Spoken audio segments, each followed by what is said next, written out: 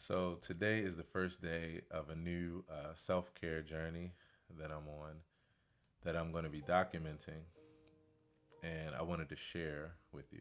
So I'm really excited about this. So I'm going to call this journey my 10% happier journey, and that name comes from a concept that was created by the news anchor Dan Harris, and he created it now to be meditation courses. And I want to give you a little bit of a backstory to tell you about that and where I am now, even on day one. So, about maybe 2 years ago, I had a panic attack, and it was a really wild experience. It was something that led me down a journey of, really studying, because I've always been a pretty happy go lucky guy. I've always been a very positive guy. And for the most part, a relatively stress free guy. And I still am, but I was going through some things, and even now, uh, I reflect on some things that really is the cause for this journey. So I had a panic attack. I started studying because I knew even when I was going through it that this is what it was, even though it was the first time. It's just my intuition, I guess. So as I started to study and learn about, how to deal with it, what it was, and the ins and outs, I came across Dan Harris's story. He's a news reporter who had a panic attack on air, and it led him down a path of seeking to learn about meditation and just learn, some techniques to deal with what he was dealing with. And that, I guess, that's what led him to meditation. Uh, I've studied a lot of things, but the thing that connected with me about his story is that as Dan went on that quest, he studied with like different spiritual gurus, if you will, or enlightened masters, if you will, around the world. And at some point, and there's a documentary you can check out online, at some point, he made a distinction between really appreciating what he learned about the science behind meditation and the real helpfulness, and separating it from some of the religious and spiritual, things that was incorporated with it, with these different masters and with other people's, practices and that kind of thing. And he's a bit of a skeptic, and I can relate to that as well myself. So his story and what he came up with resonated with me because it is meditation, um, without some of the extra things that for us as skeptics would have us not being able to sink into the meditative exercises because we don't quite agree with the ideas or the premises, or they're, kind of way out there, and it defeats the whole purpose of what we're trying to do. So anyway, that led him to create this course, this meditate, and really his course is a concept called 10% Happier, and he actually wrote an audiobook as well. And this is an app that you can download, and it is amazing. It's filled with meditative courses, exercises, and just mindfulness training. I believe there's music there and just all kinds of stuff. And it's contributed, or the contributions are from many different authors, many different experts in the field of meditation and mindfulness, and it's just amazing. So that was one of the reasons why I wanted to document this journey because I feel like this is a resource that so many people can use as well. Um, yeah, so this is day one, and I wanted to tell you also about this first day and the course that I put myself in, and the one that I'm going to be doing over the next several days before I go into the other features. So it's a course called Phrases for Stress, and it's by Joseph Goldstein. Really good so far. I'm on lesson one, and we're talking about causes of stress. And I really like it. I'm going to be bouncing back and forth for a second just to tell you about the features of this app as well as the actual content. But I like it because there's like a little trailer, like a little video trailer, where you're watching Dan and the teachers, and then it goes into a separate meditation right afterwards in the app. It's really, really nifty. It tracks your progress. Um, it's just really good. I can go on and on, but I know how long winded I can be, so I won't. So phrases for stress and the reasons why we stress. What he explained was they talked about attachment and aversion. They talked about things that we want and things that we don't want and how we handle them mentally. And I want to tell you about a little dream that I had several years ago that was it really spoke volumes to me, and it's kind of been the core of me being stress free for so long. So I had a dream that I was traveling from one location to another, and where I was coming from, the distance between where I was coming from and where I was going was only like maybe 3 or 4 blocks. So I set out from one location to walk to this next place. It was a pretty nice day, all was well, and I was preparing myself for this probably 10, maybe 15-minute walk. And along that walk, there was a truck that came, and the person that was driving the truck said, "Hey, would you like to, I'll give you a ride. Like, do you need a ride?" And I'm like, "Well, I'm only going up a couple blocks up the street, but what the hey?"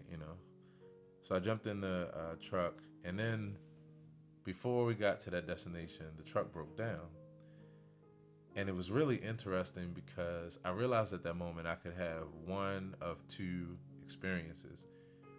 I could either allow myself not to be thrown off track by what happened and realize like I was walking the whole time anyway, so, you know, or I could look at it as a letdown. To make a long story short, after I came out of this dream, I realized that I didn't need to allow good things in life to, I didn't need to be attached to good things. I didn't need to allow it to take me out of my place of like peace and contentment. And I also, of course, didn't need to allow bad things. And the bad things, that I was pretty used to that, as most people are, not letting that get to you. But not allowing good things to take you from, a place of peace as well was like a whole other lesson for me. So that's what resonated with me about what they were talking about. They immediately went to enjoying things without attachment or clinging to them. And then, of course, when it comes to, aversion, um, being able to, not be attached to things that are a problem for you or fearful for you. And I really appreciate that. And then it went into a meditation that gave you some ways to just recognize when you were dealing with that kind of thought and how to put an end to those kind of thoughts and just come back to center, if you will, or come back to your breathing in this case and just relax. And so that was extremely helpful. This was just like a 7-minute meditation, but it was very, very helpful because it just allowed you to really check your mind. When I started meditating in 2012 or 2013, I want to say, I bought this course that was like it was like an Eastern mysticism type of course dealing with meditation, like really from the realms of like Hinduism and Eastern mysticism. And I loved it. I still have it. And it was amazing. It had great guided meditations and everything. But one of the first things I learned about meditation is that everybody thinks that the goal is to clear your mind. Everybody thinks that the main point is for you to stop your thoughts. And, that's the only way you're successful at meditating. And that's the whole point. But the truth is, I remember somebody saying a while back, I think it was Carlton Pearson, what you resist persists. So what you learn is that the goal is not to try to force the thoughts to stop. It's just to observe them and to allow yourself to still relax and not allow those thoughts to just take you away. And even if they do, recognizing that and then coming back to just focusing on your breathing. It's such a simple thing, but because our minds are always racing, day to day and from thing to thing, yeah, it takes time, it takes intention, and that's really why I'm on this journey. Another thing about this that I think is very important is the other day I ran across an article about overthinking and overanalyzing, and how it really affects you.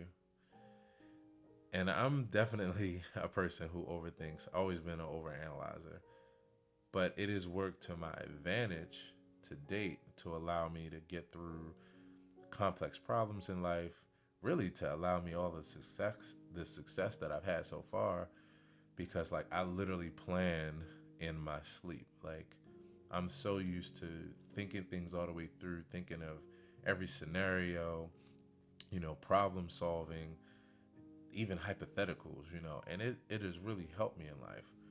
But the thing that I'm learning now, though, is that when you're dealing with stress or anxiety or depression, or when you have a lot of things in your life that are triggers, for those different conditions, it works against you, and you can find yourself overanalyzing, overthinking, and like in these loops that just hurt you more than help you, especially if you're overthinking something that like can't be solved at the moment, or like requires patience, or is out of your control, especially, or is bringing you anxiety, or, what have you. So I shared that article on Facebook. I'll put it in the description of this video again if you want to look at it.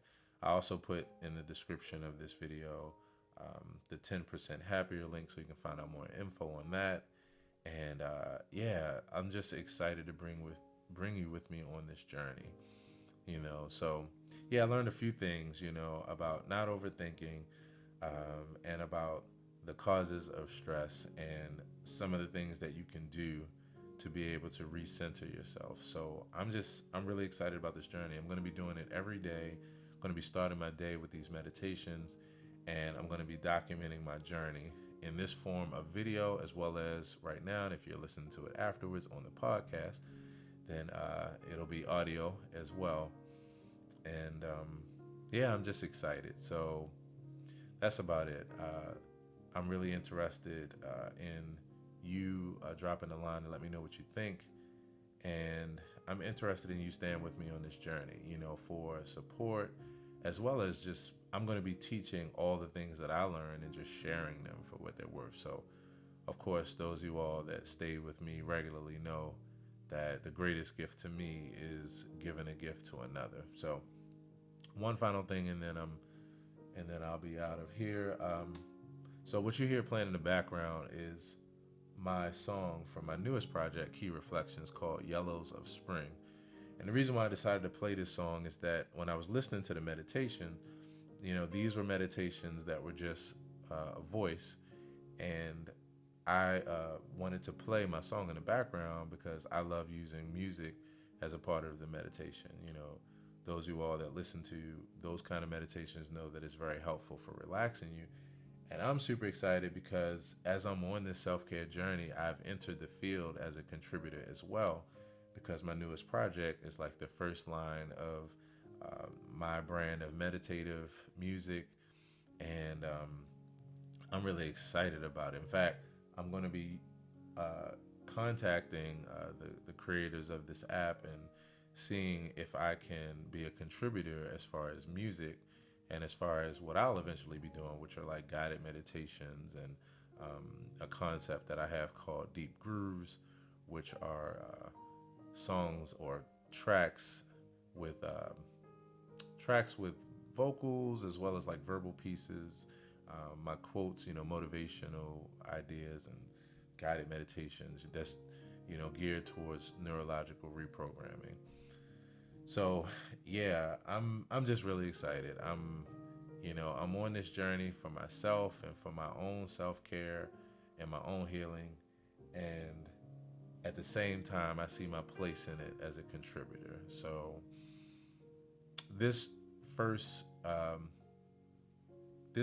entry in this journey, it means a lot to me because the last thing, is that this is, I see it as a whole new branch of my brand, you know, and so that's why I'm so excited, and even why I'm going on and on about this. So thanks so much for joining me, and I hope you enjoyed this, and thanks for taking this journey with me. Take care. Peace.